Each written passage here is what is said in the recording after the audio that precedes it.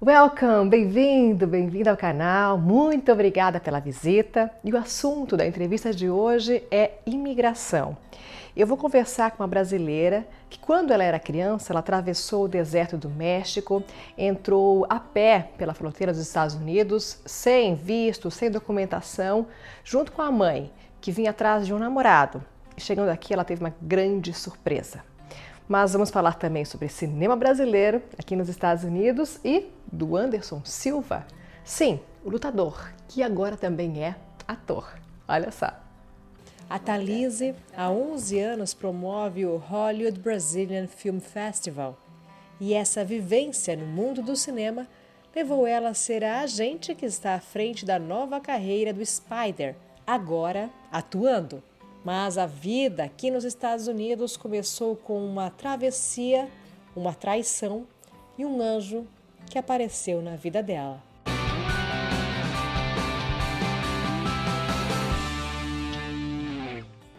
Desde que eu soube da tua história, eu sempre achei linda, maravilhosa. Esperei por essa oportunidade de falar contigo. Muito obrigada. Obrigada, por querida. compartilhar com a gente essa história linda. Vocês vão ver como que é emocionante. Então, vamos começar do começo? 10 anos você tinha quando você veio pra cá? 10 anos. A gente é 89. 89, como é que foi? Difícil, foi difícil, mas eu acho que no momento que os Estados Unidos está vivendo agora, tem até uma relevância diferente, né? A minha mãe era assistente social no Rio, mãe solteira, guerreira, e ela tinha um namorado que trabalhava para a Petrobras, e eles estavam juntos já há uns 2, 3 anos, e quando aconteceu toda aquela coisa pós-color, né, que galera que era de middle class já virou, tipo, pobre, né? Tava um momento bem desesperador pra gente. Minha mãe solteira, teve uma oportunidade, o namorado dela foi despedido. E aí ele falou, vem comigo para os Estados Unidos. Naquela época, a gente só sabia que era tipo parque aquático de Orlando, Disney, né? A gente não sabia que era Los Angeles, Hollywood, especialmente povo de classe média baixa, né? Mas a gente viu uma oportunidade, óbvio que a gente não conseguiu visto para os Estados Unidos, porque minha mãe não era dona de nada. O Henrique, o namorado da minha mãe, falou, pega o visto para o México e eu resolvo. E confiando, né, no namorado dela, ela foi e pegou. A gente veio para cá dia 2 de novembro, que era Dia de los Muertos, que foi o ó, porque, tipo, a gente chega no México, DF, e era aquela coisa de todo mundo vestindo de caveira, e, tipo, uma pessoa que nunca viajou, tipo, foi, tipo, já começamos no embalo, né? E aí a gente ficou lá um dia, ele pegou a gente pegou um avião.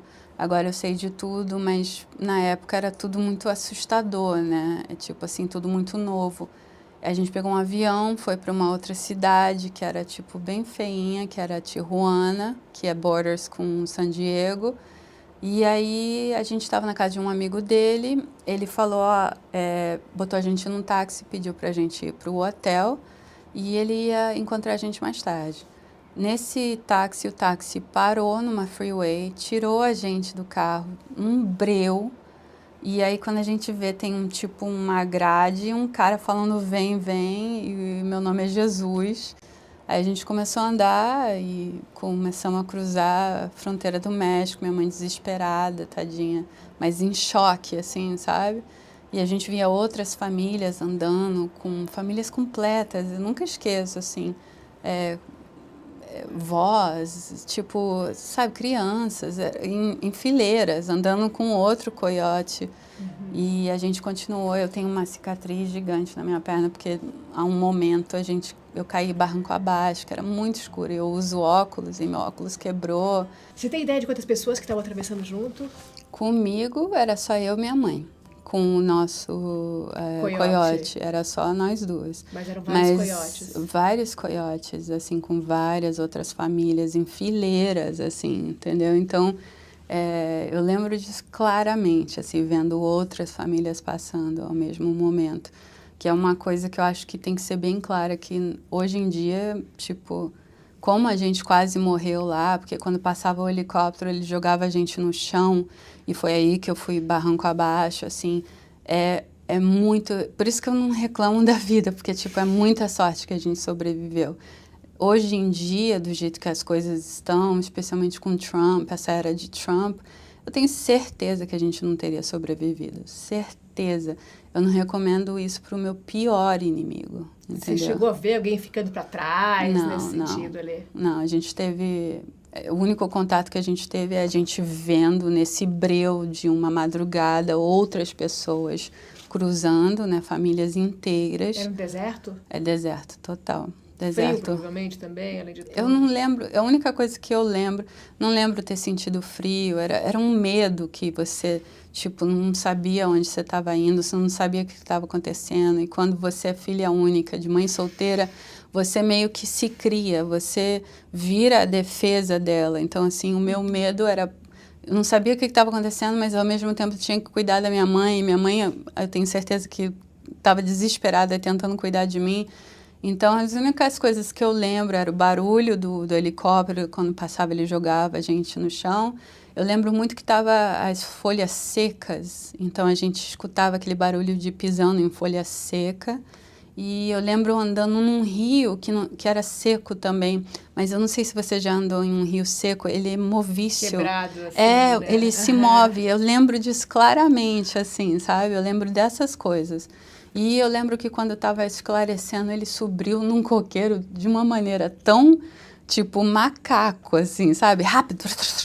Tipo, era um profissional para ver se tinha carro vindo, para a gente poder cruzar ou não. Eu lembro essas são as coisas, assim, que eu lembro, assim, 10 sabe? anos, né? Tinha muro naquela época ali dessa Diego? Não, era só na freeway mesmo. Ele subiu nessa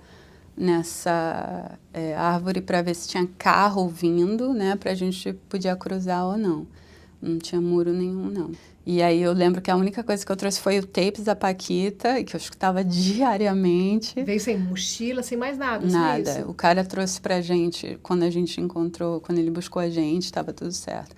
Aí tava lá meu disco da Marisa Monte, o azul, o vinil e o tape das Paquitas. É a única coisa que eu lembro que eu trouxe, assim, sabe, meu. E eu lembro que eu vesti, eu lembro que eu tava toda arrumadinha, eu vesti jeans, tudo jeans. Era tudo jeans, mas era tipo a roupa que a gente comprou pra viajar, assim, sabe? A única que veio. Sem nem saber que a gente ia passar por isso, assim. E aí o cara meio que subiu numa árvore, viu se a gente podia cruzar, cruzamos, e aí agora, como sei tudo, né, era San Diego, aí a gente estava safe. Isso depois de uma noite muito longa, assim, tipo, eu não sei quantas horas exatamente, não sei, só sei que era, tipo, já estava esclarecendo quando a gente fez essa cruzada. E aí a gente ficou na casa de uma senhora mexicana e foi a primeira vez que eu vi tortilha, escutei música mexicana, tipo, era tudo muito assustador, assim, né? Até o namorado da minha mãe vir buscar a gente e a gente dirigiu para casa, que era em Downey na época, que é tipo subúrbio de Los Angeles. E a gente ficou lá, tudo lindo, tipo, não sei os papos que ela teve com ele, né? Tipo, mas pra gente estava tudo tranquilo. Mas no terceiro dia, uma mulher bateu na porta, né? E a gente descobriu que ele já era casado, ele tinha uma filha aqui. Um namorado. Porque ele era engenheiro da Petrobras. Então, ele morava 6 meses no Brasil, 6 meses aqui. Então, ele tinha essa outra família. E aí a gente descobriu aqui, minha mãe de novo, guerreira, tipo, no próximo dia a gente estava indo pro consulado, andando para cima e para baixo, vendo como que a gente voltava com $20 no bolso, porque era ruim, mas a gente tinha família, dava um jeito, né? E aí a gente estava voltando para casa para pegar nossas coisas sem saber o que fazer, a senhora estava esperando a gente, veio conversar com a gente e ela literalmente falou, vem para minha casa, vocês não têm nada a ver com isso. Minha mãe não sabia, minha mãe é guerreira pra caramba, minha mãe nunca ia aceitar isso. E aí as duas deixaram eles, a gente morou com a Sônia por 2 anos. A minha mãe começou a trabalhar limpando vaso de salão de beleza e depois ela começou a ser waitress em restaurantes latinos, isso estudando para pegar a real estate license dela e depois virou real estate. Aí 2 anos depois ela conheceu meu padrasto, Luiz, e tá casada até hoje, 28 anos. E quanto tempo que esse namorado dela já era casado com a... Acho que era 15 anos, a vida inteira. Tipo, a filha tinha 15 anos. Era filha dele? É, a Tânia era a filha dele. Então, ela era deficiente mental e virou como uma irmã para mim, porque aí eu virei, tipo, babysitter dela quando a mãe ia trabalhar, que também era waitress, guerreira demais. Não, essa mulher teve essa força para deixar o marido e ela falar, salvadorenha, ela era ela é salvadorenha, ela é maravilhosa. Ela mora em Vegas agora com a filha. Maravilhosa. E Santa. aí ela adotou vocês Eu e minha mãe. Porque ela realmente viu que minha mãe não tinha nada a ver com essa história, ela não sabia. Ela viu que, mais do que tudo, eu não tinha nada a ver com essa história. E aí... de novo. Eu já escutei várias vezes a história. Ela é maravilhosa. E eu me arrepio sempre que eu ouço, é muito lindo. É o empoderamento de mulheres, entendeu? Essas duas mulheres se encontraram num mundo que não era para elas. E elas fizeram um mundo que era. Elas se uniram e cresceram juntas, entendeu? Se todas as mulheres traídas pensassem assim, né? Não Eu quisessem acho ligar que com a mulher. Foi além de traição, porque realmente, assim, foi trazer uma pessoa... Tipo, a gente queria uma vida melhor, claro, mas a gente não tinha esse sonho de vir para a América, porque a gente nem sabia o que era. Eu tô te falando, na época, nos anos 89, 88, a única coisa que um brasileiro de classe média baixa sabia dos Estados Unidos era Orlando, era Water Park e Disney, eu tenho certeza disso, entendeu? A gente não tinha noção que era na América que você ia, sabe, ficar rica, essas coisas que todo mundo pensa hoje, né? Você acha que se você mostrasse no mapa para ti naquela época, para onde estava vindo, não, eu tenho certeza que não, porque o que acontece? Eu tinha uns amiguinhos que eu tenho até hoje, o Bruno Carneiro de Belo e o Rafael, e eu lembro isso como se fosse ontem. Eu era aquela menina que só tinha amiguinho menino, assim, era tomboy, né? E a gente jogava taco todo dia. E aí a gente estava sentada e eu não queria ir embora. Eu era muito feliz. Eu era pobre, mas eu era muito feliz. Eu assistia a Xuxa, eu ia para a escola e eu ia jogar taco todo dia e eu era muito feliz. E aí eu falava, vocês vão me escrever, né? Aí ele falou assim, mas onde você vai? Aí eu falei, sei lá, um lugar chamado Los Angeles. Aí ele, mas onde é isso? Assim, sabe? Aí, será que tem carta lá? Eu lembro desse papo claramente, assim, tipo, a gente não tinha noção, assim, não tinha esse sonho de Hollywood, não tinha nada disso. Minha mãe estava buscando uma vida melhor, né, seja ela qual for, e uma oportunidade, né, tipo...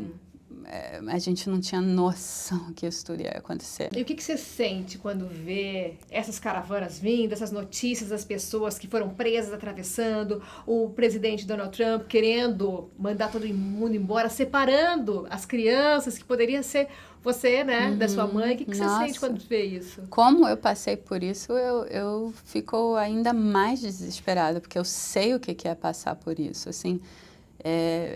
não é um sentimento que eu vejo, tá acontecendo com outro, eu não sinto. Assim, eu morreria se eu me separasse da minha mãe. E minha mãe também, porque a gente era tudo que a gente tinha. Era eu, ela e ela, eu. Então, assim, se eles separassem a gente do jeito que estão fazendo horrivelmente com as pessoas hoje, eu fico triste porque, tipo... Isso acontece com países como que estão acontecendo no Equador, Guatemala, né? Essas coisas assim. Guatemala. Isso não era para acontecer com o nosso país, entendeu? O nosso país já era para... Pô, a gente é um país tão amado. Se a galera entendesse o que é falar Brasil em qualquer lugar do mundo, a gente é tão amado... que se você... É o cartão postal mais belo que você pode falar, sou brasileiro. Gente, automaticamente você já é recebido. Se o brasileiro viesse para cá e desse valor a isso, entendeu? E não tentasse tirar proveito disso. Entendesse que no Brasil, eu entendo que pelas dificuldades, a oportunidade ou vai ser sua ou minha. E aqui não é assim. Aqui a oportunidade pode ser sua e minha. E se a gente unir, a gente talvez chegue nessa oportunidade mais rápido. Se o brasileiro conseguisse entender isso e começar a ver as oportunidades aqui, como crescer junto, a gente se uniria mais e a gente já estaria muito mais longe, muito mais. Tem tanto brasileiro puxando tapete brasileiro Nossa, aqui, né? Denunciando, eu tenho uns amigos que foram denunciados, eles foram deportados porque... brasileiras denunciaram? Isso para mim é tipo, não é nem humano. Não, porque uma família que chegou aqui, está tentando e trabalhando, ser denunciado por um brasileiro, para mim, tipo, isso não é nem, não merece nem ser chamado de brasileiro. Porque imagina o transtorno que isso vai causar se tivesse criança envolvida, especialmente, é horrível. Bom, e você veio com 10 anos sem falar nada de inglês, provavelmente. Nada. Aí como entrou na escola, começou a conhecer americanos e foi. A minha mãe, graças a Deus, casou. 2 anos depois disso, ela casou. O meu padrasto, que graças a Deus está com a minha mãe até hoje, já fazem 28 anos juntos, ele me adotou e aí a gente pegou a cidadania em 95. Demorou bastante. Então, de 89 para 95, minha mãe só podia fazer esses trabalhinhos de lavar banheiro, essas coisas, porque a gente não podia trabalhar. E eu comecei a ir para a escola, foi bem difícil, né? Porque, tipo, você não fala inglês, mas criança pega muito rápido. E a nossa educação é muito mais avançada do que aqui. Muito mais. Eu cheguei aqui, eu saí do Brasil na 4ª série, eu cheguei aqui e me botaram na 6ª. Olha! Então, assim, o Brasil é muito maravilhoso, Cleide. Assim, se a gente se desse o valor que dão pra gente aqui, ia ser tipo sonho. Mas a gente começou a estudar, aprendi inglês, tarará. Eu me formei em comunicação internacional aqui. E aí eu fiz um pós na Sorbonne, na França, e foi em 98 que... E, tipo, tudo isso foi, tipo, porque aqui me deram as oportunidades para eu fazer tudo que eu queria fazer, entendeu? E eu lutei muito, ralei muito, comecei a trabalhar com 14 anos para ajudar minha mãe. E daí nunca mais parei, e sem nenhum sofrimento, feliz da vida, porque eu podia trabalhar. Com 16 anos, comprei meu primeiro carrinho, aquele carrinho cacalhega, é horrível, mas assim que você se sentia uma rainha, porque você estava... sonho americano. Nossa, você estava dirigindo o teu carro, assim, sabe? Então, assim, aqui você tem essa oportunidade para crescer, mas você tem que querer trabalhar. E agora, então, você tem já há 11 anos o Festival de Cinema aqui em Hollywood. Como que ele começou? Exatamente, 11 anos, nem parece, passa tão rápido. Antes de fazer o meu, eu trabalhava para o LALIFF, que era o Los Angeles Latino, do Edward James Olmos. Trabalhei para a Hilda Santiago, Festival do Rio. Trabalhei para San Sebastián, vários festivais durante 15 anos. Nessa carreira de festival, eu descobri que a gente estava sendo mostrado, assim, eles mostravam um Brasil muito pobre, era só filme favela, filmes que era o remake do Cidade de Deus. Todos os filmes que passavam aqui, parecia tipo Cidade de Deus 20, Cidade de Deus 30, sabe, assim... E aí eu fiquei muito frustrada de ver o nosso país sendo representado puramente por favelas, sendo que eu saí de Caxias, de Baixada Fluminense do Rio de Janeiro. Mas eu sabia que tinha outros níveis e eu não estava pensando nem de riqueza, mas de cultura.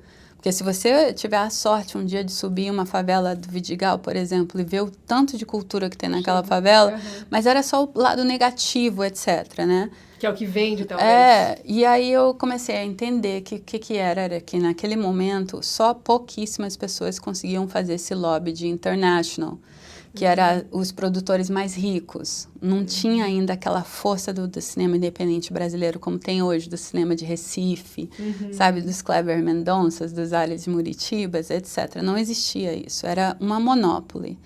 E aí eu comecei a ver que realmente... não dava. Aí eu pedi um espaçozinho dentro do LALIFF, que era o maior festival de cinema latino e internacional aqui em Los Angeles. Isso quando? Isso foi em 2003, 2002, se eu não me engano. Eu pedi para eles deixarem eu fazer uma mostrinha brasileira dentro. E aí eu trouxe Bicho de Sete Cabeças, da Laís Bodansky, com Rodrigo Santoro. Esse foi o primeiro filme que eu trouxe. Aí depois eu trouxe Motoboys, documentários incríveis que já estavam viajando, etc. Mas eu lembro que o da Bodansky, que agora é presidente da SPCine, que é uma notícia maravilhosa, foi o primeiro. E aí eles começaram a ver, que cinema é esse? Entendeu? Porque era um filme maravilhoso, Bicho de Sete Cabeças. Quando eu vi esse poder, que tinha um interesse no nosso cinema... eu entendia que, infelizmente, esses curadores latinos nunca iam ter acesso que eu teria no nosso filme, né? E aí eu vendi tudo que eu tinha e eu comecei o meu festival. E aí eu tive que me educar a, tipo, aprender o que era o Brasil que estava acontecendo naquele momento, em 2009. O que era o cinema independente que estava acontecendo, quem era que estava brilhando. E aí eu me juntei com um curador chamado Sandro Fiorin, que era um gênio, que é um gênio, e ele me ajudou a me apresentar a esse novo cinema que estava acontecendo. E aí eu comecei a trazer Kleber Mendonça com seus curtas, eu comecei a trazer Gabriel Martins, a filmes de plástico, Meninos de BH. E aí a galera começou a entender o que era o cinema brasileiro. E eu comecei a apresentar o nosso Brasil de uma maneira Nordeste, Brasília, Minas Gerais, BH, sabe? Nada a ver com histórias. Histórias maravilhosas que estavam ganhando Berlim, que estavam ganhando Cannes. Esse ano passado a gente fez 10 anos e esse ano a gente vai ser o 11º e se Deus quiser a gente esse ano está muito bem porque Kleber Mendonça ganhou o prêmio do júri com Bacurau. E o Karim Anus ganhou também Cannes, então assim, a gente está com 2 diretores brasileiros que ganharam Cannes, então a gente está com um cinema muito forte esse ano, então vai ser um festival muito gostoso. E por causa do festival, eu comecei a receber um respeito muito grande das agências daqui, que são as maiorias, né? ICM, CAA, William Morris, a Gersh, a UTA. Essas agências começaram a entender que eu trazia filme de conteúdo. Então, se eles não conseguissem tirar um ator, eles sabiam que eles conseguiriam tirar um roteirista ou um diretor. E eles entendiam que eu entendo o que é a nossa arte. E aí eles começaram a me ligar. E me pediam ajuda para botar um brasileiro no filme americano. Ou um diretor, parará, né? E aí eu fazia isso. Tipo, aí todo mundo, obrigado, tá, valeu, tchau. Aí eu, gente, tô tipo, perdendo uma oportunidade aqui. Aí eu abri uma management company. Essa management company eu pedi a alguns atores brasileiros, sendo que eu peguei atores que eu sabia que tinha bilheteria, porque para a gente interagir aqui, a gente tem que mostrar números, certo? Tem atores que eu quero trabalhar com, mas que ainda não estão preparados para a indústria daqui. São gênios da nossa arte, mas que ainda não têm o power que precisa para trabalhar com Hollywood. Então, eu comecei com Gianecchini, Anderson Silva, com alguns outros que eram atores que carregavam um poder de nome no nosso país, para poder explicar o que é Brasil.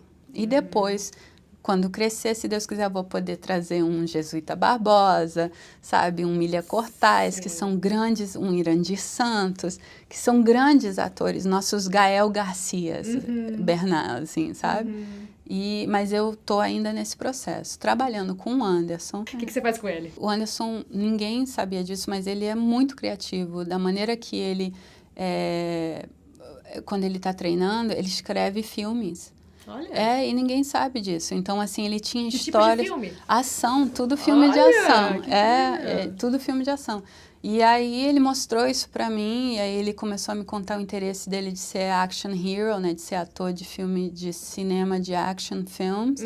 E aí eu achei mó barato, porque assim, o cara já faz isso na vida real. Na vida real? Ele tem um carisma, e aí eu falei, vamos ver como que faz essa transição. Claro que a gente teve a dificuldade da língua, né? Mas ele tem uma rotina de foco muito grande por ser atleta. Então, assim, a gente só teve que incorporar isso também no inglês. Então, estudar muito, né? Quando fala ator, assim, ele entende que ele está entrando no mercado, que ele não é um Santoro, um Selton.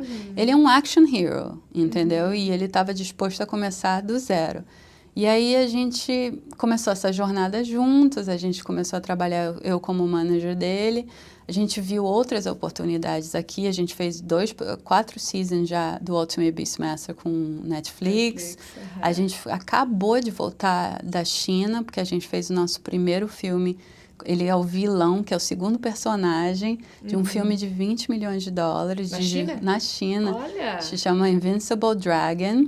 Foi uma experiência maravilhosa, a gente ficou 4 meses na China filmando. O diretor Fu Cheng já ganhou Palme d'Oro antes, e esse é o primeiro action film dele. Então, assim, foi muito legal a experiência, sabe? Então, a gente está nesse momento. Dentro dessas oportunidades, a gente criou uma companhia junto, que se chama Spider Cake, e a gente fechou com Sunrise Brand, que é uma marca que é dona da Seven Jeans.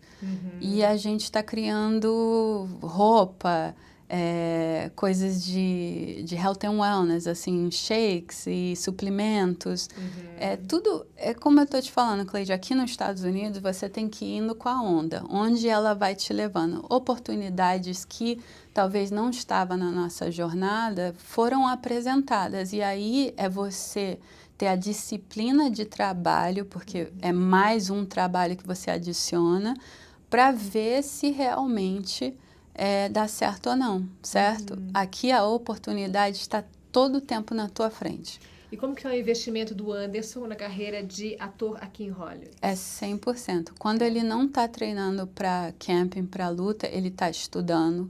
Ele está estudando inglês, ele está estudando acting, a gente está produzindo um filme nesse momento para o Brasil. E a gente está buscando um roteirista, então todo aquele processo de reunião, ele vai em tudo. Na situação da Spider Cake, ele é presente em todas as reuniões. Essa empresa é o que vai servir o legado dele, entendeu? Mas a gente ainda vai ter muita coisa que vamos mostrar que o povo não imagina o quanto que ele é criativo. Já tem data do festival desse ano? 7 de novembro. 7 de novembro até... É 7, 8, 9, 10, 11. 4 dias.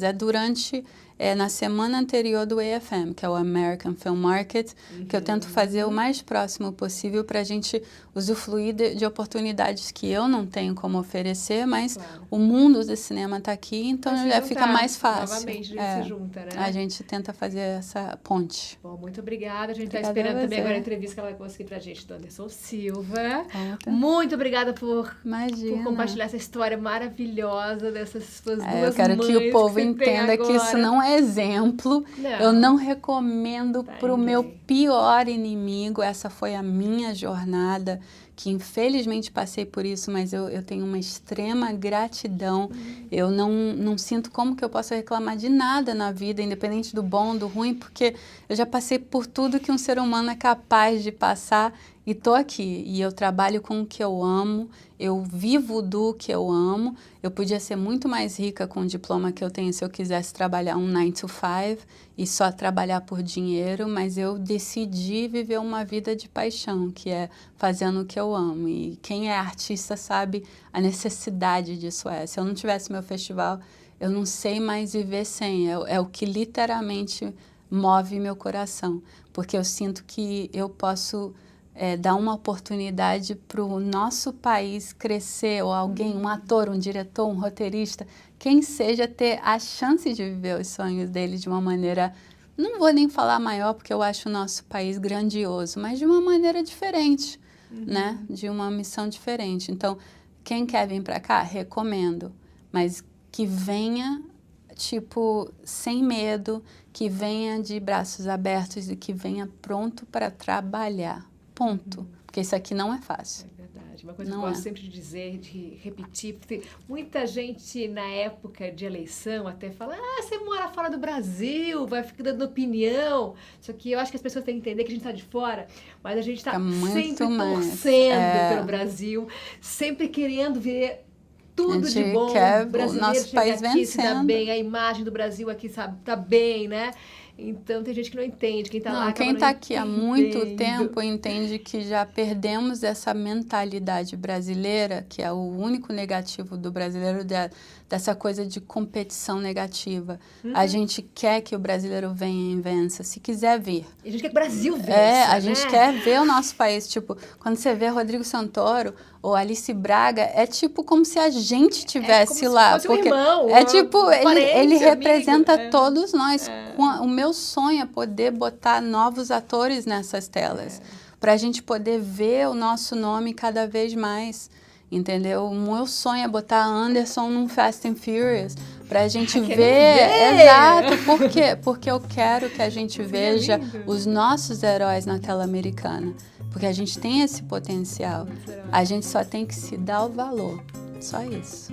Perfeito. Estamos aqui torcendo sempre. Muito Obrigada. Se você gostou da entrevista, aproveite para curtir esse vídeo e assinar o canal para não perder nada que passa por aqui.